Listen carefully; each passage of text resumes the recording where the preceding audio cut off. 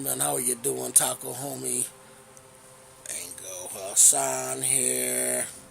Yo, we're going to talk about, on the top 10 list today, the worst trades in sports. Mainly NFL, NBA though. Okay? So, without further ado, I'm going to switch the camera to my other taco homie, Dustin Plates. What's going on, world? So yeah, we're talking about the top 10 worst player accusations to us in sports history. It's mostly NBA and NFL. It's completely NBA and NFL.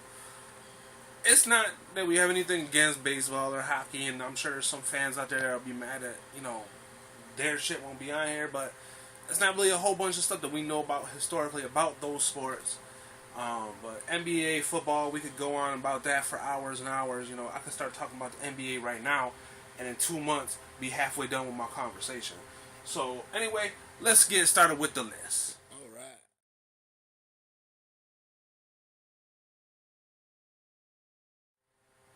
Dwight Howard coming to the LA Lakers. I had to put this one on here because it meant something to me. Alright? Everybody knows about the drama that Dwight Howard had when he was playing with the Magic. Is he going to stay? Is he going to leave? And then he did stay for an extra year, and then he decided he was going to leave anyway. Bunch of bullshit. Anyway, the Lakers jumped in and was like, we're going to get you out of this fucked up situation. We're going to let you come to this team. This team's got a winning record. We got good players. We think you might be better than the center we got now. And maybe, with the combination of Kobe Bryant and Steve Nash, maybe you can get a title while you're here. And I believe that the Lakers honestly hoped to keep Dwight Howard as the new big man to follow in Shaq's footsteps, Kareem's footsteps, George Mikan's footsteps, all them dudes. I believe that they really wanted this dude to follow in that big man's footsteps. How you doing? I'm sorry. Okay. Mike Monster, Miss Mike Monster. That's my cousin, y'all. I didn't mean to interrupt. Oh, you good? Happens all the time. You roll with it. You roll with it. You don't mind? You don't mind being on YouTube? No, I don't mind at all. Yeah, okay, cool. Okay. You know what I'm saying? Well, I'll come back in like a few minutes. I gotta clean my tattoo, so I'll be right back. But my friend. Anyway, so basically, Dwight Howard goes to the Lakers. The Lakers pay him a bunch of money. And, everybody knows he was kind of hobbled. He was hurt the whole season. He wasn't really producing like we knew Dwight Howard could produce. And then, after a year, he left the team. And it's kind of like, as much as we gave up to get him, it's just one of the worst trades that I could think of in recent history. Giving up some talented players, some draft picks, giving up money to get this one dude, hoping that he would be the future of the team. And he's off playing in Houston. Losing, but he's playing out in Houston.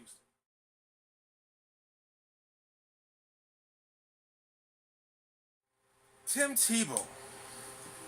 I like Tim Tebow as a human being. I don't like him as a football player. I think he had those moments where he was doing great with the Broncos. My whole thing is this. The Jets fucked him over.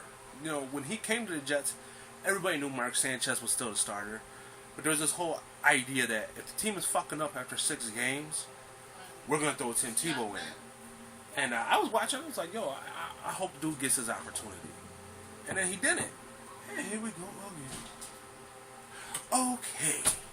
Anyway, Tim Tebow doesn't get the opportunity. My whole thing is, Tim Tebow is a little bit of a hypocrite, or I don't know what the exact word, but everybody heard the speech where Tim Tebow came out and said, listen, I'm a football player first and then a QB second. But then when the team's like, hey, we'll sign you to be a fullback or a tight end, he's like, no, I'm not a fullback or a tight end, I'm a quarterback. And I'm kind of like, really, dude? What was all that talk before? But anyway, so the Jets bring this dude in to be, what did they do? They pay him backup quarterback money, and they got him being the lead blocker on punts. And how often do you see the lead blocker on punts being a dude that's a big name? It's usually a fullback or a tight end. And it might be the team's best fullback or the team's best tight end. But usually you ain't paying a dude backup quarterback money.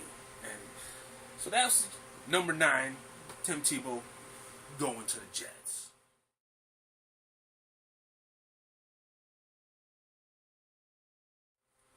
Number 8, this one's near and dear to my boy's heart. Andrew Bynum going to the Sixers. Everyone knows the story. I just talked about how Dwight Howard had to come to the Lakers. During that same trade, Andrew Bynum went to the Sixers, and I remember the speech that Andrew Bynum gave about how he was going to move his family to Philadelphia. He was going to become, the mayor of the town, basically, get handed the key, and he was going to be, that player that was going to take this team that hasn't really done a whole lot and try to elevate what they did. And he's a multi-time champion, and in reality, if he played at his best, he probably could have, but that entire year, he didn't play one single game. He grew his hair out a whole bunch, and he sat the bench, and that's all he did.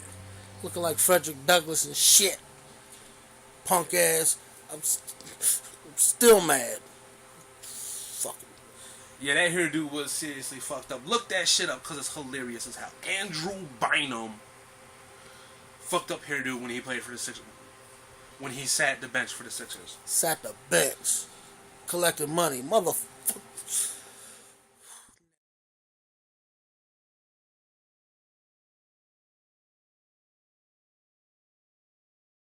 Portland Trailblazers pick up Greg Oden. Knowing that the dude is hurt, they drafted him with the number one draft pick. The number one draft pick. Number one draft pick in any sports league is supposed to be that coveted draft pick, worth millions and millions of dollars. Mm-hmm. You could potentially get an 18 to 24-year-old guy that could be the leader of your team for 10 to 15 years, depending on what sport it is and what position he plays. Anyway, Greg Oden gets drafted by the Portland Trailblazers. They passed up Kevin Durant. What's Kevin Durant doing? He's been in the NBA Finals, been a league MVP, he's been an All-Star Game MVP. I think he won the three-point contest. Dude, Kevin Durant is having one hell of a year, and where's Greg Oden at right now? Nobody knows. He kind of disappeared. He had a short stint with Miami when they were struggling to find a good big man. They brought him in, and I think he played 1 year with Miami during the LeBron James era. Mm-hmm. Other than that, what's Greg Oden doing now? I don't know. He's nowhere to be seen. And it's kind of like, damn, Portland, again? Damn, you pass up on an amazing player, top 5 player in the league, and you drafted a guy that couldn't play a single game for you. It's a shame. It's a damn shame.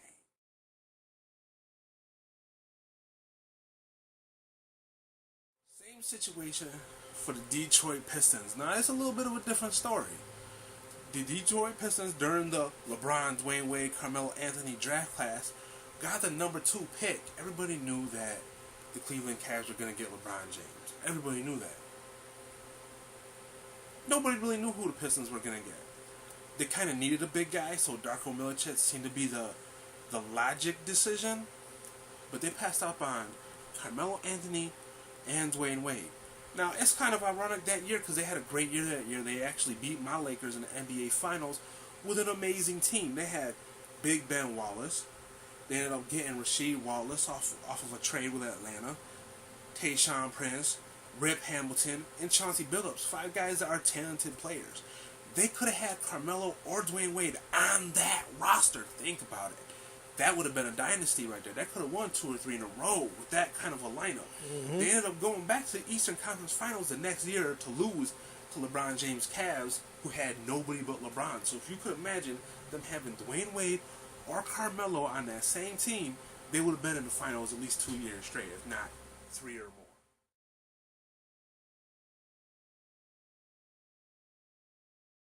Everybody knows about the Ryan Leaf story, but in case you don't, we'll fill you in. Ryan Leaf was the number 1 draft pick. He was a quarterback. He got drafted by the San Diego Chargers. Who was the number 2 draft pick that year? Peyton Manning. Peyton Manning, love him or hate him, everybody has an opinion on dude. You either think he's the best ever, or you think he's just getting lucky all the time. Whatever the case is, Peyton Manning's had one of the most successful careers of any quarterback. Everybody knows that he's like crazy about the game. Like, he thinks way too much about the game, and that's why he's so successful. But it's like, you pass up on one of the greatest quarterbacks of all time, and you pick a guy who, again, didn't do shit for your team.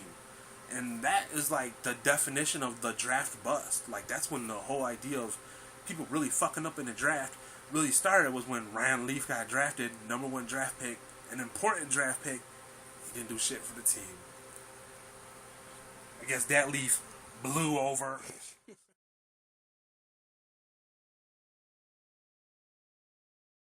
Number 3. I'm going to ask you if you know who this guy is. Chad Kench. You ever heard of him?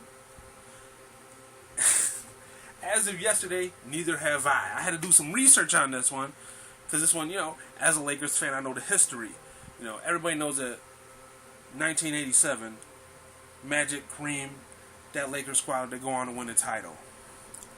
They get the number 1 draft pick last year, and everyone's like, how did that happen? And it's like, you really got to look into exactly how that shit went down.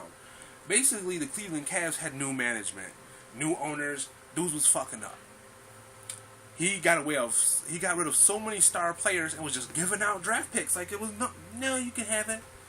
What does he do? He gives away the number 1 pick for the number 32 pick the following year. So the number 1 pick, James Worthy, one of the best players of all time.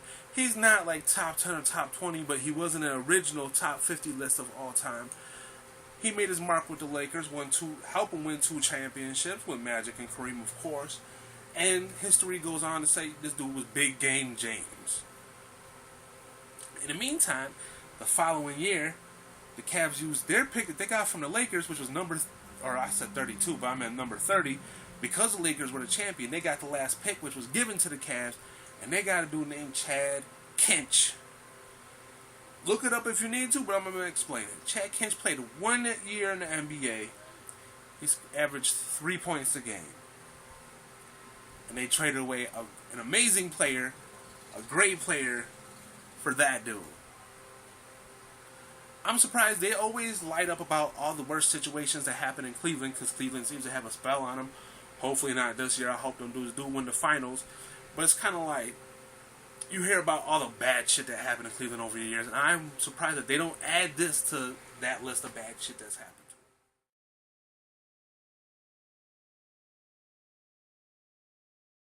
I had to bring this one up.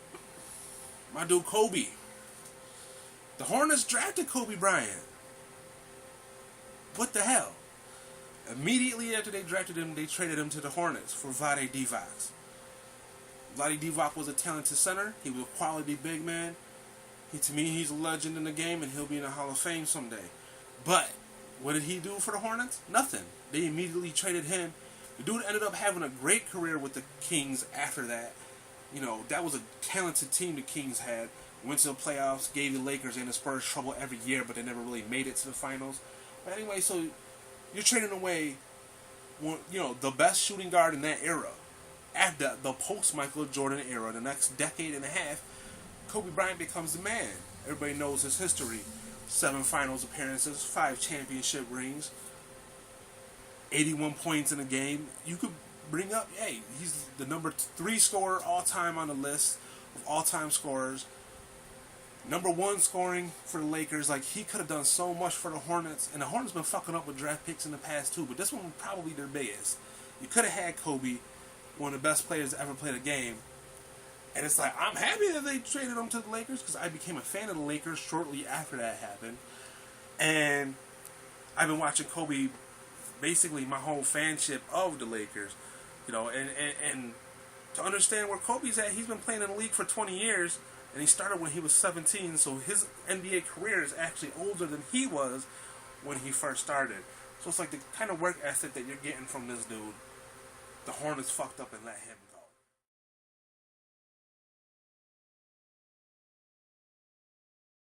Obviously, if I'm going to mention the Kobe Bryant trade at number 2, the Sam Bowie draft pick has to be at number 1. The Portland Trail Blazers, again, talked about how they got Greg Oden earlier, didn't play a game for him. They could have got Kevin Durant. They picked up Sam Bowie for a draft, and he actually played for him for a year or 2. He actually played okay for him. He wasn't super mega star center, but he was alright. He was a quality big dude. Then he started getting injured. Couldn't play no more. Who did they pass up on? None other than Michael Jordan himself. Most people recognize him as the best player to ever play the game. I still see it that way. I still believe he's the best ever. I think that LeBron can someday surpass that, and that he's getting close to it. But Michael Jordan, the greatest player to ever play the game, could have been on a really great Trailblazers team.